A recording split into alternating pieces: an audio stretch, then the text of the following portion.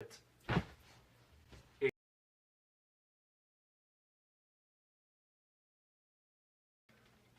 talk about earth. The element earth is simply associated with crossing. Um, the basic movement of it we've already seen is cross the arms, uncross the arms, cross the arms, uncross the arms, or with the fists, cross and a little bit more linear and out in front of you, and behind you, cross. It's associated with the organ spleen.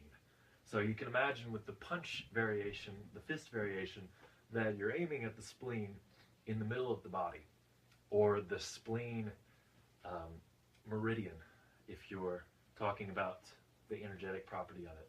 So it's sort of just a through the body crossing with, you cross with both hands whenever you cross the center line. That's something we'll get into later.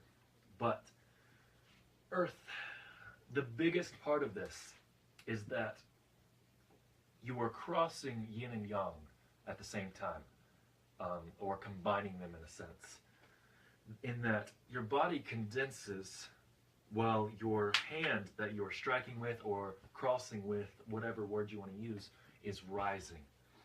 So there is a sense of, I'm dropping my body, but my hand is being thrown upwards, and it doesn't feel very powerful, but if you do it, it can throw someone completely over, just because you are putting something up while your body energy is going down. So it's very powerful, unexpectedly so.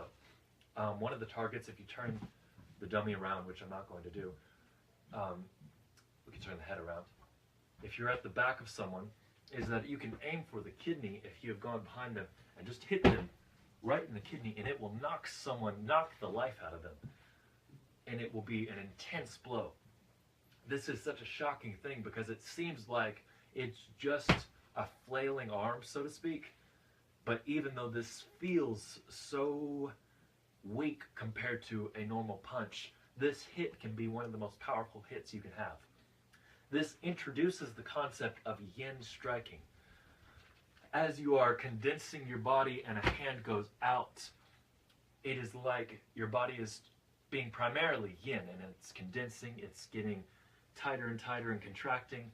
Just like in the element fire we'll talk about, it's as if a cold breeze is blowing through you and your muscles don't flex, but they are drawn into each other, into themselves, into the center of your body. And as you go down and condense, your hand goes up. And that's a yin strike. As you become yin, you strike. And that's why we call it that. This can be done with a palm. As your body goes back and down, you just very simply hit with that, as compared to a yang hit, which would be opening or expanding while you're hitting. So the concept of crossing, the application is very simple, or should be, can be. There is, you deflect a punch with the lead hand, and then you're on the outside of the opponent and come up and strike. The same on the other side, you block a punch, or even if you make contact with the arm and the opponent's face, you want to hit everything you can as you come in as close as you can, wearing the opponent like a shirt, and then expanding out. As long as you keep the body mechanics in place, keep the posture in place, this will be a very powerful hit without much fine-tuning. There's a lot of fine-tuning that can be done, but this is one that can be used, and be used surprisingly well very quickly, so long as you maintain what we've worked on so far.